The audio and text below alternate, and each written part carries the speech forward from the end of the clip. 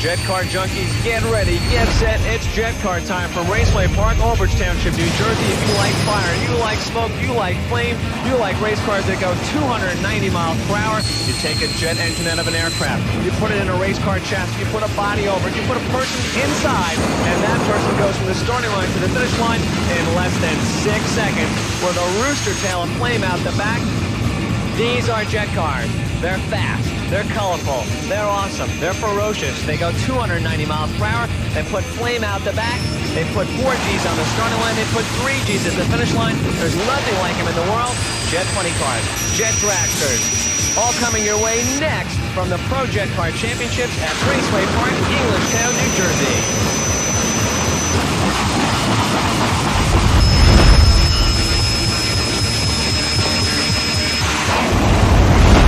It's the thunder, the electricity in the air, the way you feel the cars.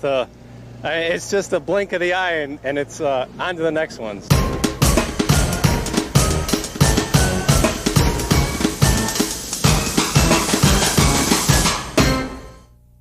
In the blink of an eye, that says it all. Hello everyone, I'm Big Daddy Don Garland. And I'm Kenny Youngblood. And welcome to the Museum of Drag Racing. We're here to bring you the very best in drag racing entertainment. And this episode of Nitro Warriors is called Jet Car. Today's show takes us back to 1991 and centers around Englishtown Raceway Park in Natco, New Jersey, where we'll see some really wild jet car action and meet the stars of the day, like Bob Van Sciver, Roger Gustin, and Dick Rosberg. Plus, a new guy back then, a kid behind the wheel that the fans might just recognize. They sure will. Top Fuel Tony Schumacher in 1991 was driving a Jet Dragster. Can you believe it? Well, we're going to see Tony in that jet car, plus come back to the museum and see some more of these unique vehicles. So stay right there. We'll be back with Jet Car after this break. So stay tuned.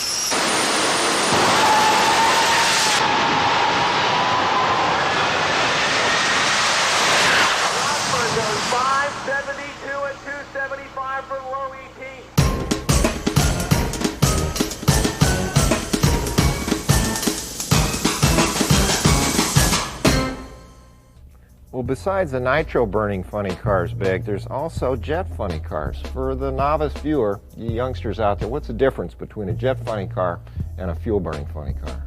Well, a fuel burning funny car has got some sort of an internal combustion engine that's piston, whereas the jet funny car has an internal combustion engine that's a jet, like in a fighter plane. And they use surplus engines that they get from the government, and there's a variety of different sizes that make them go faster or slower or heavier, but they run about 300 miles an hour now in the 5s, and they're a pretty awesome piece. The good part about them is that it doesn't take a lot of upkeep, pretty reliable. You know, they're not blowing up and catching on fire down course and having to change the engines every run. And they get a lot of fire comes out of the back of them, and it's an awesome show on the starting line with the burner pops and the jumping around and the smoke coming out of them.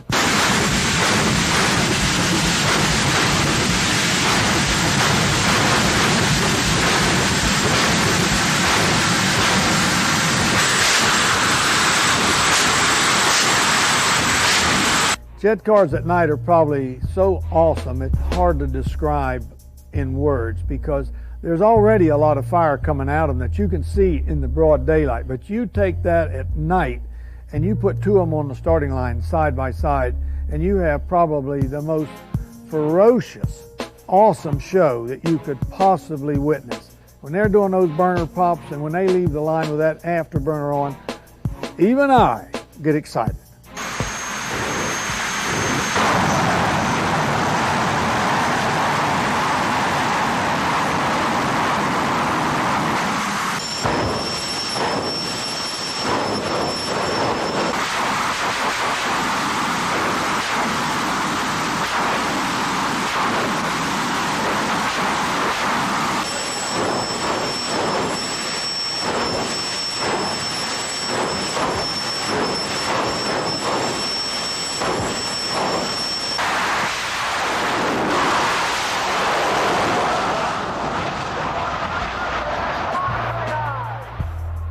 But let's take it from the top. Why all the smoke?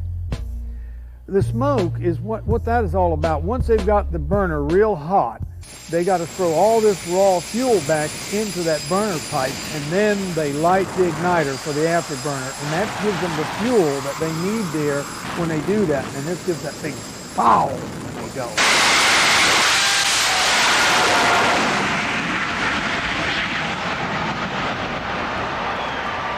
Now, is the actual racing process the same as the staging, about the same as it would be for a nitro funny car? Well, it's just similar. They do a little differently. They bring them up, hand bring them up. The starter has kind of got more control than in the fuel racing because they have to be ready, and each one takes a little longer maybe than the other one to get the burner just the right temperature. So they kind of give them a little more leeway. You know, in fuel racing, you have to come right up and you got so many seconds to stage or the lights are going to turn on. They don't do it that way in jet funny car. It's kind of a little more kickback, and because they don't have an engine that's going to all of a sudden be too hot and detonate. We have a jet engine here that's normally accustomed to flying around in the sky for 5 or 6 hours. So if it's another 30 seconds or so on the line, it doesn't mean anything. And besides that, the more time they spend on the line, Kenny, the more show there is for the spectator. So they're not really trying to rush them up there because we've got this really sequence of so many seconds to do this and so many seconds to do that, and then we're going to go to the line and have this race that's only going to last 4.5 seconds. So the drivers kind of work together more when they're in the jet cars. A lot more cooperation in the jet car drivers amongst themselves than in top fuel or funny car. When we start the show, the engine is started by an auxiliary starter and a battery pack. The engine's brought up to about 10 to 12%. We turn the fuel on, it starts, and it rolls over to about 40% or so, and then it's running on its own from 40 to 60%.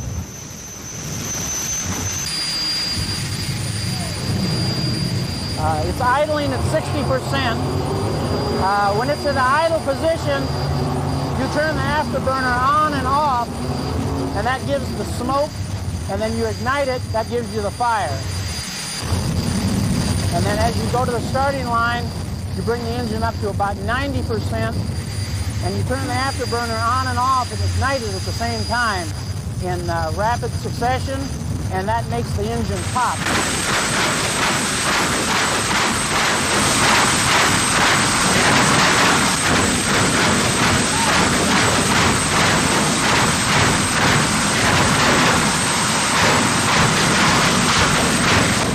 When the cars are running and the noise that you hear on the outside, inside the car, it's about 1/10 of what you hear on the outside, because most all the noise goes through the engine and is on the outside of the engine on the tailpipe end.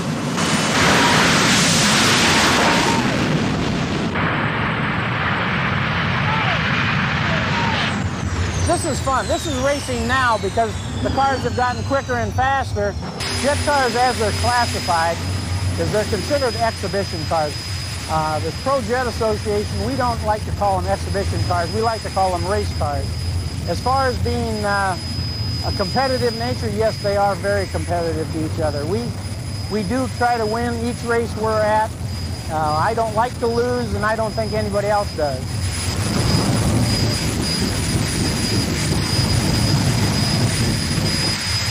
The afterburner is what gives these cars the most power. The engine thrust is important, but it's the afterburner that gives it the kick in the pants to make it run as fast as it does. If you don't respect these cars, they will jump up and bite you, and a lot of times it can be real serious. So we do take and look after the cars. The most dangerous thing about the jet funny car is after you've made a run, stopping it without crashing it. Usually, when the chute comes out, they jerk the car real hard. You're subjected to about 8.5 or 9 G's negative, and that's when it's the handful to drive. Driving down the track is not that bad, but stopping the car is the main concern.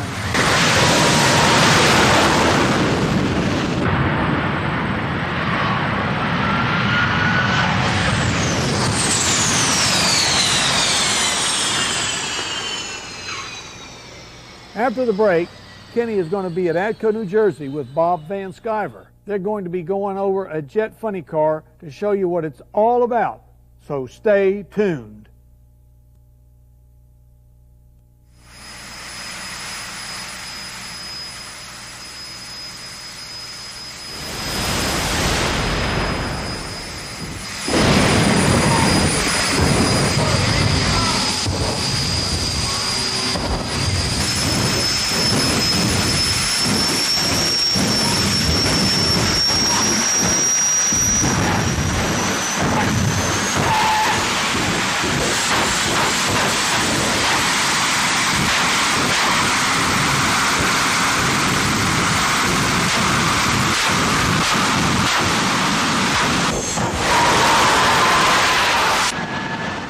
Jet cars, there's nothing quite like them in all the world of motorsports. And to show us a little bit of a closer look at a Jet funny car and what makes it tick is one of the top names in the sport, Bob Van Sciver. He not only is a track operator owning Atco Raceway, but is the driver of the liquid luster Jet funny car. Well, they're basically 1,400-pound cars with GE J85 engines in them that travel a quarter mile in 5 seconds. It speeds up to 280 miles an hour. They're completely thrust-driven, same as being like on a roller skate without motor, without a motor drive. Now, Bobby, for the benefit of those viewers who may never get a close-up look at one of these Jet funny cars, can you take us through the car? Sure, I'd be happy to, Kenny. You'll see down here that we have the onboard batteries for our igniters that actually start the car while the power is being applied to the engine. Right behind that is our onboard fire extinguisher, 20 pounds of halon. And we have 4 disc brakes on each, each wheel has its own independent braking system. And here's the intake for the main intake for the Jet engine, the GE J85 engine, where the air goes in.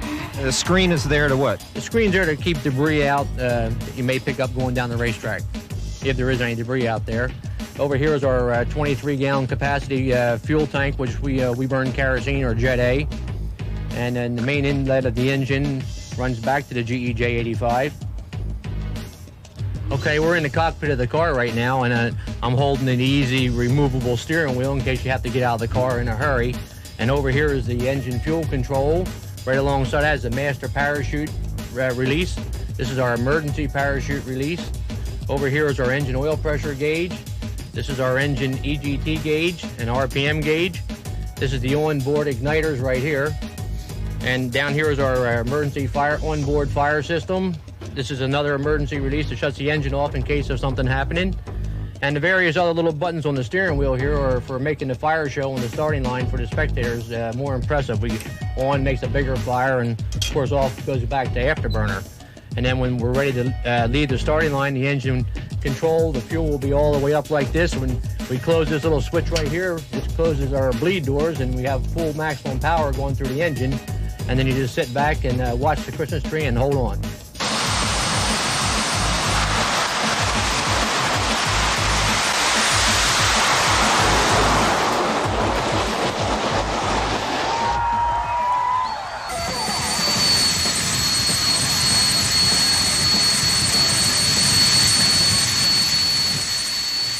It's a real rush, It's not quite as exciting as the takeoff in a nitro funny car, but once we start traveling about 80 feet out, they start making tremendous power. Yeah, they're experiencing somewhere around a 4 positive G-force going down the track and approximately a 9 G-force when the parachutes come out to stop them. When you're at a drag strip and the temperature's like 90 degrees outside, the temperature in the car reaches about 140 degrees, plus we're in our no-mech suits, which are 3 or 4 or 5 layers thick, and it's very restrictive when you have the belt on and you're strapped in there. It's very claustrophobic. And temperatures come out of that tailpipe at about 1,700 degrees.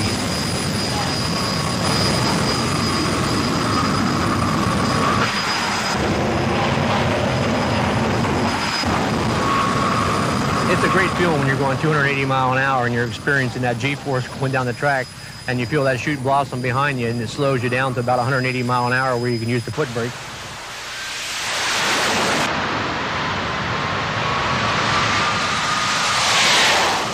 Only one time I had a chute fail, and fortunately the emergency chute came right out and the car was safe. When you're getting ready to race, the temperature of the engine running doesn't bother you at all. It's usually just the hot weather gets you sweaty from the fire suit because it's so heavy to protect you from the fire. Normally I'm not even thinking about that. You don't even worry about that. You're just worrying about the race, making sure you leave on time, you do everything right, and basically that's it. I don't even think about what it's like in the car. In fact, I couldn't even tell you right now if going down the track if I breathe or not. I probably just hold my breath.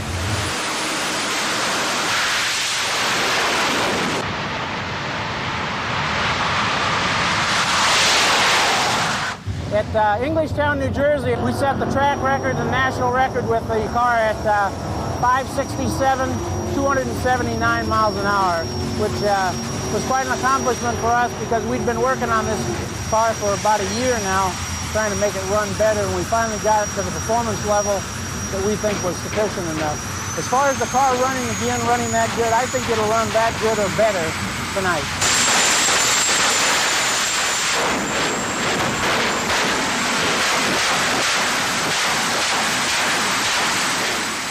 There's really no trick to the car as far as it just being it's a lightweight car.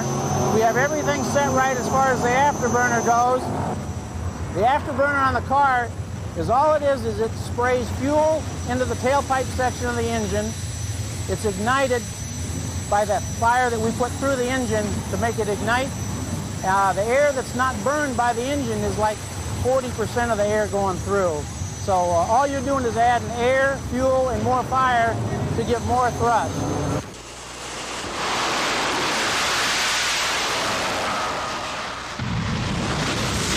We've got the Jet Dragsters coming up next. So stay tuned.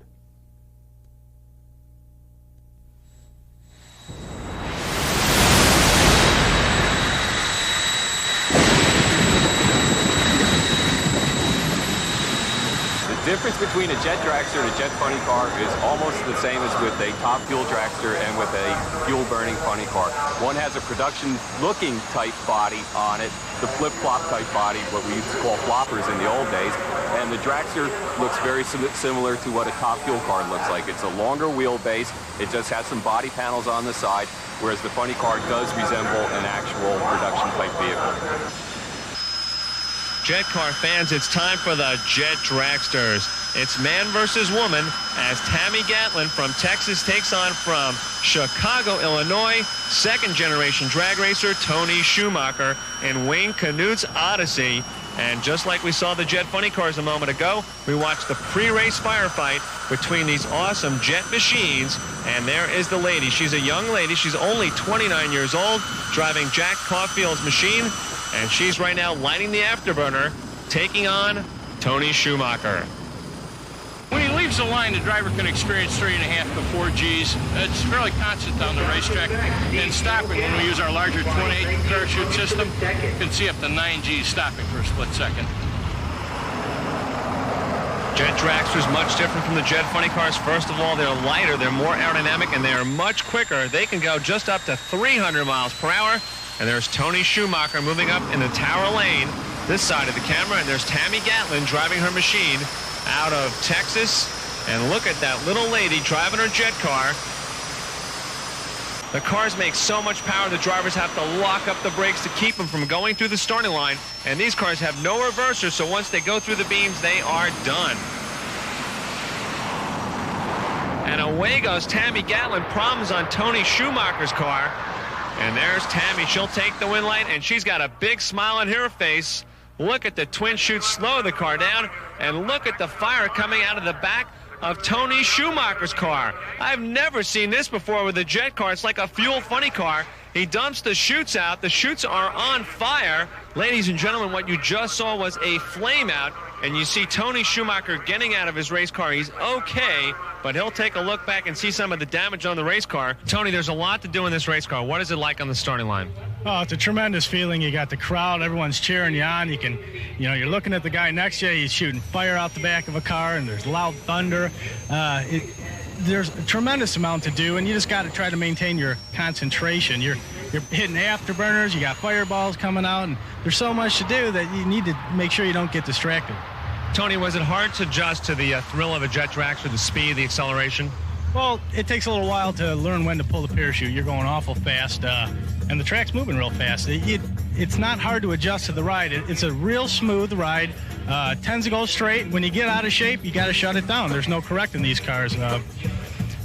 I'd say it wasn't as difficult as it was going into, say, for instance, if I went into a fuel car where there's actual clutches and pedals. This is a little easier, but it's definitely a handful. It's a real nice ride.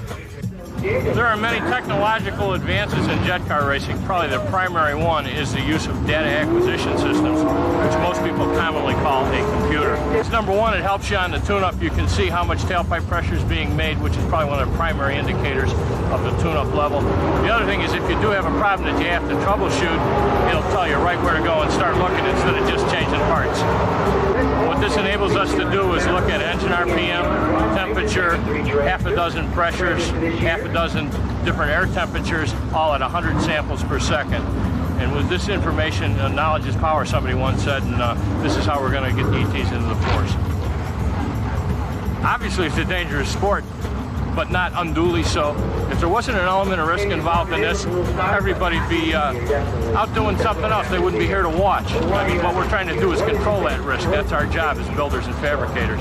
I think the fans like two things, the spectacle, the speed, and actually let me revise it to three things, and the competition. Every single one of these guys is out here to beat the other guy, no question about it. And I mean, our egos need gratification much like anyone else's, and nothing does me better than to see that kid come through the lights first.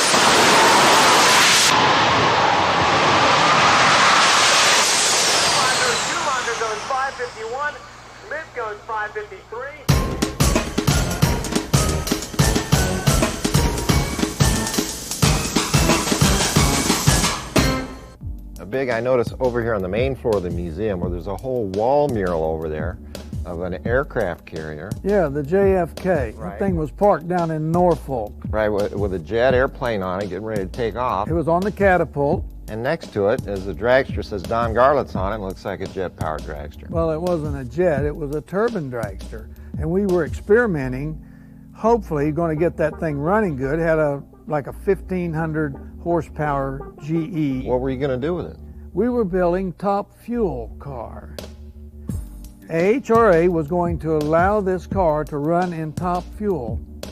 I never knew that. They were going to allow a turbine-type engine along with the regular piston engine. That's exactly right. And the reason was it was getting so expensive to run top fuelers at that time that they felt like if we got a little different blood in there, and these engines were relatively inexpensive, very available, easy to maintain, and if they'd run as fast and quick as the fuelers, here might be a way a guy could get into racing without costing too much money. Do you think NHRA would go for that? I don't think so. And we'll be seeing some of the best jet funny car racing in the country at Englishtown, New Jersey, right after this break. Stay tuned.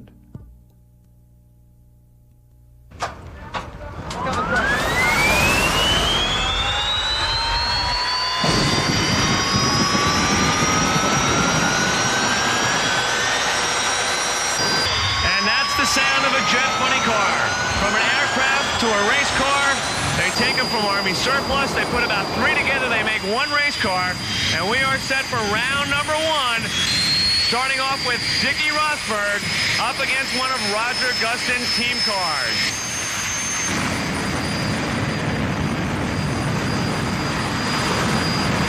Look at the flame coming out of Dick Rosberg's race car. Just a taste of what's coming up as we have 3 rounds of jet car racing. Rosberg, the quickest jet car in the business. And right now they're going through the pre-race firefight, one of the most awesome moments in motorsports when the drivers dump raw fuel, that's kerosene, into their afterburner and light it on fire. And away they leave the starting line. And the win light goes to Rosberg, a 573 at 262. Gannon loses with a very game 583. He is the king, the quickest and fastest jet car in the country, the main event warrior driven by the man himself, Dick Rosberg. Dick, what about racing in Englishtown? Tell us about the Raceway Park facility and how it affects your race car. Raceway Park is, sometimes the air here gets bad, sometimes it's good. Today it's very good. It's probably one of the better tracks in the United States. Up until this point right now, we've been very successful on racing this car. We've held several track records. We are right now 57-0, and we want to maintain that to get it a little higher.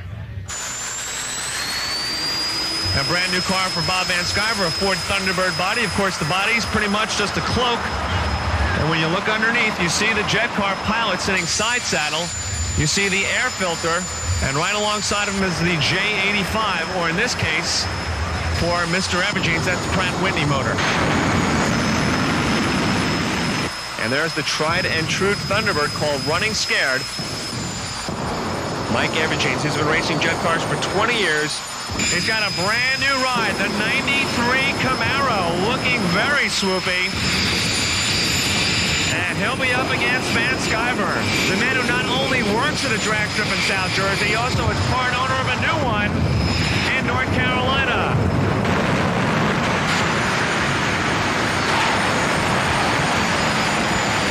Both cars going through the pre-race fire show, warming up the engines, lighting up the load when it comes to fuel.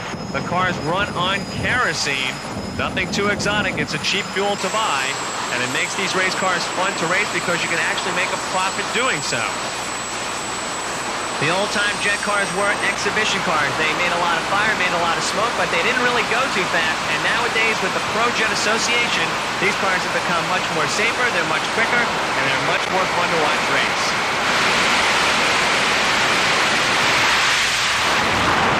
Look at the heat waves off the race cars. They pull the chutes, the cars slow down dramatically. Actually, 3 Gs at the other end of the race course as Mike takes the win light as he goes 582 at 271. Well, anytime you go that fast, there is some danger involved, of course. But being a thrust-powered vehicle, we don't have the traction powers that a wheel-driven car has, which goes right to left, and they're fighting it all the way down. These are like on a string. They're really easy to drive, they're nice to drive, and I feel that they're a lot safer than any wheel-driven car. Having a two-car team, does that help you out, Mike? Absolutely. We're able to do a lot more experimenting where we have both cars that we can adjust on certain conditions and see whether or not it helps or hinders the performance of the car. So definitely helps when you got more than one out there.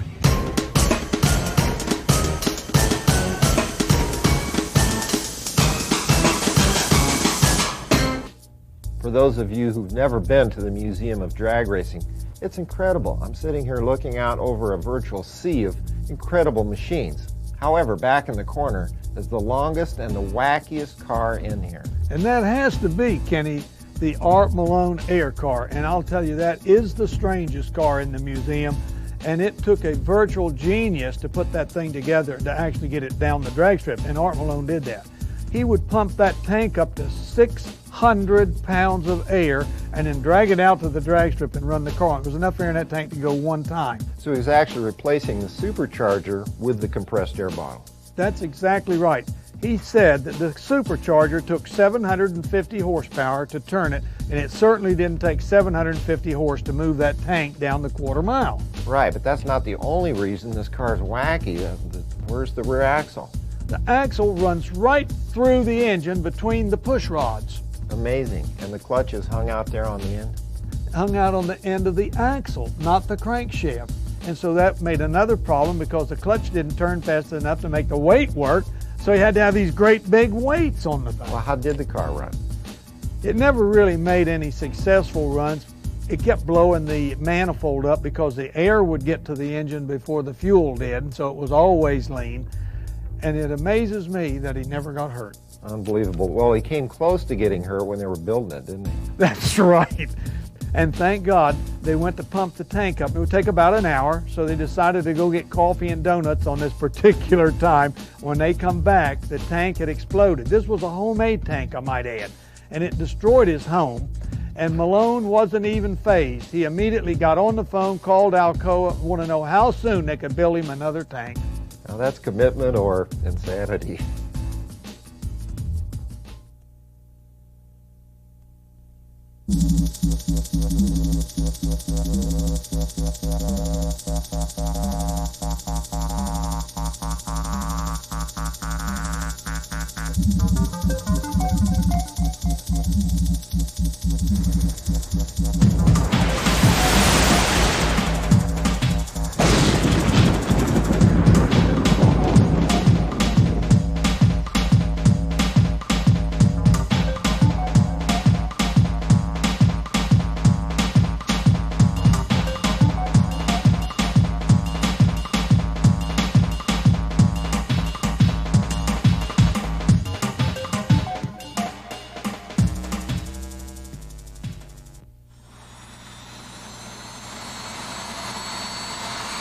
The modern-day Jet funny car design from Kenny Youngblood of California, the premier designer when it comes to Jet car paint schemes.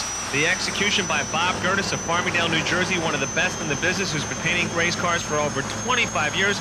And these cars are beautiful examples of the modern-day Jet funny car. As right now, Davidson starts to warm up his engine. Pat Davidson, a new driver in the circuit. He's got a beautiful race car, but he's got one of the toughest customers, Bob Van Sciver, driving the Running Scared race car. And he's not kidding about that logo, Running Scared. And there's that beautiful circus-painted Thunderbird ready to roll up to the Raceway Park concrete starting pad.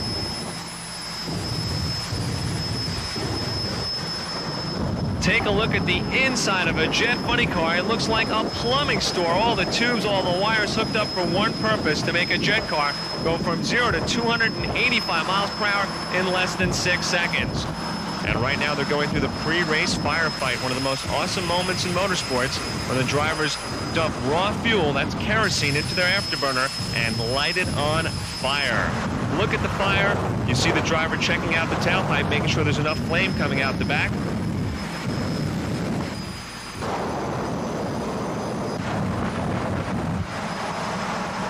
Moving up from Bob Van Sciver's race car to the starting line, you see him lining up the race car into the hot groove, trying to get the car stuck to the Raceway Park concrete starting pad.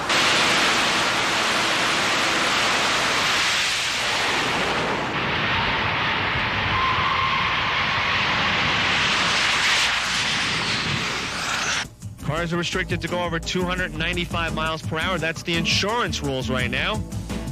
Track operator, track owner, and Jet car pilot, Bob Van Sciver. Why Jet cars, Bob? Well, because they're fascinating, the crowd loves them, and they're fun things to drive. Bobby, do you think the Jet car class could someday be a professional class like Super Comp or Pro Stock or Top Fuel? I think it has the capability of being every bit of a professional class right now. You know, with the likes of Al Hanna and Dick Rosberg and Roger Gustin and teams like that. Everybody's stepping up and everybody's doing it safely. Now, you're teamed up with Dick Rosberg. Where did that association come from? I bought Dick Rosberg's car back in 1985, and he helped me, and he's my mechanic and my mentor. He's the tuner? Yeah, he's the tuner. And what does it take to tune a Jet car in between rounds? A lot of knowledge and a lot of time. Unfortunately, we don't have a lot of time, but we do the best we can do. Do pretty well, I'd say. Now, tell us about your experiences in Jet cars. Any scary experiences you could talk about sometimes when things were not going right? Well, we've had a couple of times when the parachute didn't come out, and one time we ran off the track in St. Louis, and fortunately the car was okay and there was no injuries. You've ever been scared? I'm scared every time I drive it.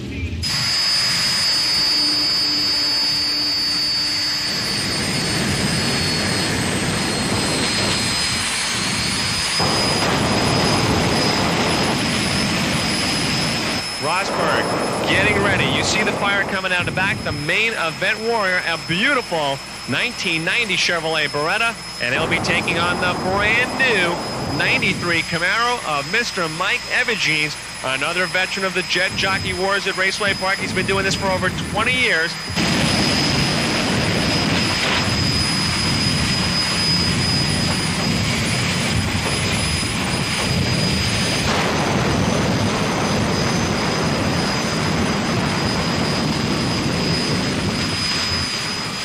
And And once again, that pre-race firefight is in process. They're just about ready to stage up. The starter in the middle will flip the switch for the electronic timer. A 0.4 of a second blink of the Christmas tree, and look at all the smoke. Unbelievable sight of power.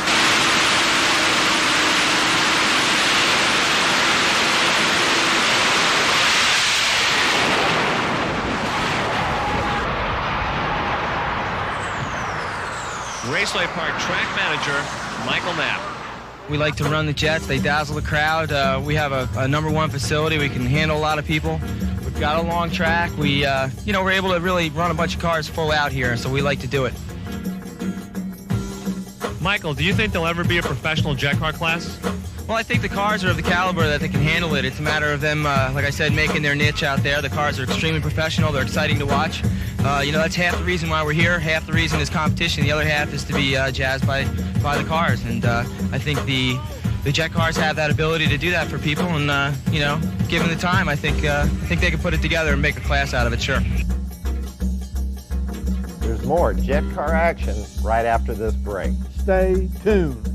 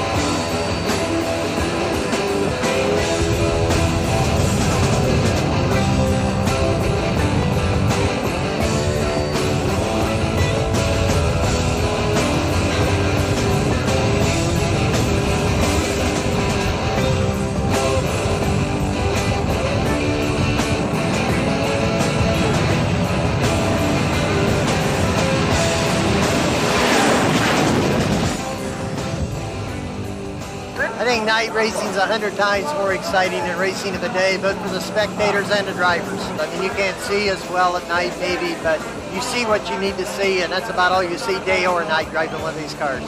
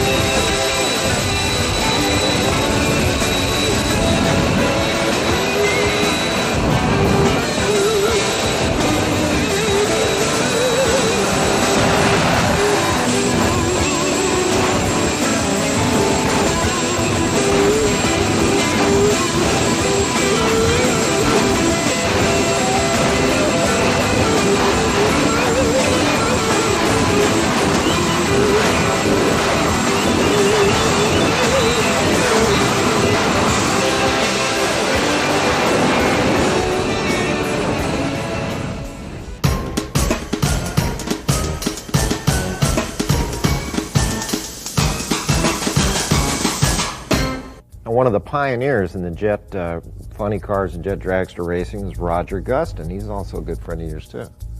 Yes, he is. Roger is one that practically developed the jet funny car. Romeo Palomides, I have to inject there, that was the actual pioneer in jet engine dragsters. He built the very first one that they ever had, an awesome thing with a great big J79 engine. And didn't Tommy Ivo used to match race him and put a weenie on top of his roll bar in case he got behind? A weenie or a marshmallow, whichever he happened to want to eat that day. So when the jet went by and the heat came over, it would roast it for him. Cute. That Ivo was a showman, and he took some risk. I'm gonna tell you, when one of those jets flew by you at the end, it really put some dust and gravel over on your race car. I wouldn't run them. I wouldn't get into one of those cars, except for maybe one. And which one is that? The one right behind us. And what kind of car is that, Don? That's a rocket car. Rocket car, as opposed to jet. What's the difference? Well, all the difference in the world. In a jet car, you get the big jet engine. In the funny car configuration, the driver sits beside this big engine turning 10,000 RPM. And a rocket, it's just a little rocket motor in back of the driver, and he's not near any moving parts, and you just push a pedal and they run this hydrogen peroxide out into the rocket engine, and away you go, big time. Instant thrust. Instant thrust. Up in the front, the aluminum sphere is the high-pressure tank that drives the fuel to the rocket engine, and the fuel is contained in the long tank behind the sphere. And this is pressurized and sends this hydrogen peroxide back through a silver screen in the rocket engine. It decomposes and creates a tremendous amount of expansion, and that is where the thrust comes from that pushes the car forward.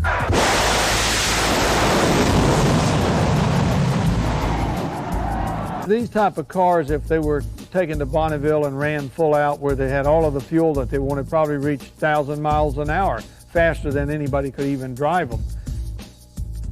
The car you're looking at here is the Rod Phelps U.S. Navy rocket car, built years ago, went in the 4s and 350 miles an hour before times like that were ever heard of. And one of the problems they had, they couldn't get them stopped because they were very aerodynamic. When you backed off, they wanted to keep going the same speed, and if a chute or anything came off of it, you just couldn't stop them. And a few guys were hurt, a couple killed, and that's why they were outlawed.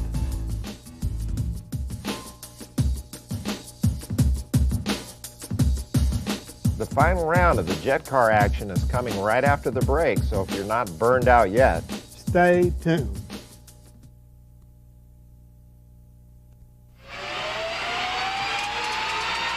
This is it, the final round here at the Spring Pro Jet Car Championships, and Roger Gustin has got to be a happy man.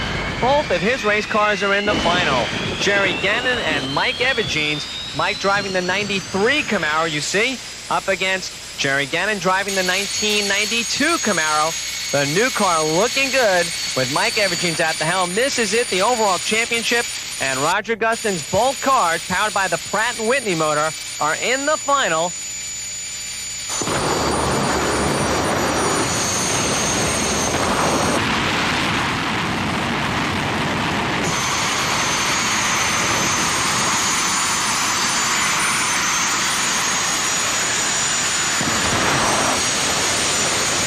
There's a close-up look of Gannon. They're just about ready to go. The car's approaching the starting beam. The white Camaro is the 93 near lane. The far lane, the 92. Evagines against Gannon. This is going to be a good one. Both cars capable of running in the 580s. The smoke is coming out.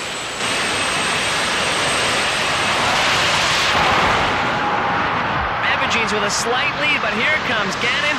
And Gannon makes the move at top end and takes the win light with a 583 at 274.